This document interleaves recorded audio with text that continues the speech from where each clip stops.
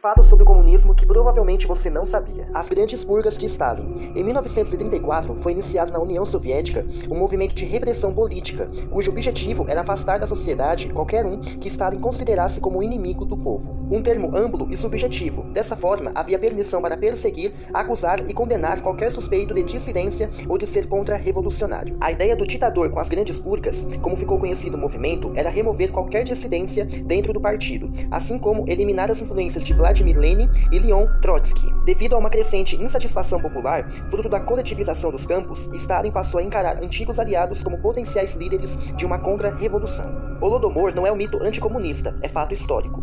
O Holocausto ucraniano é chamado de Holodomor, palavra que significa morrer de fome. Foi por meio desse genocídio que Stalin buscou reprimir o país onde houve maior oposição à coletivização da agricultura. Na Ucrânia existia, inclusive, um forte movimento nacionalista, que pedia a emancipação da União Soviética. Para sufocar essa dissidência, a propaganda soviética começou a retratar os camponeses ucranianos como inimigos da revolução. A ideia incutida era de que a população da Ucrânia escondia comida, enquanto os trabalhadores das indústrias se sacrificavam para construir um novo mundo socialista. O governo stalinista estipulou metas de produção e entrega de cereais, que só poderiam ser cumpridas caso os ucranianos parassem de se alimentar.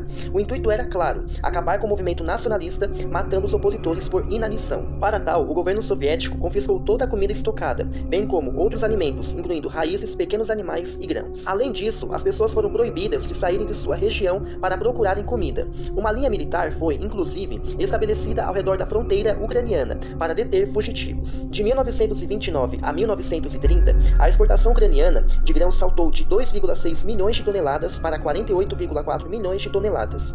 Nos 2 anos seguintes, o volume permaneceu acima de 50 milhões por ano. O número de mortes durante o Holodomor cresceu exponencialmente até que os alimentos simplesmente acabaram. Apenas em 1933, cerca de 7 milhões de pessoas morreram. Países vizinhos à Ucrânia até ofereceram ajuda humanitária, mas Stalin recusou de forma veemente. Afinal, ele precisava negar a existência deste genocídio, assim como hoje ainda fazem alguns defensores do comunismo. Atrasar no trabalho era assunto do Código Penal na União Soviética.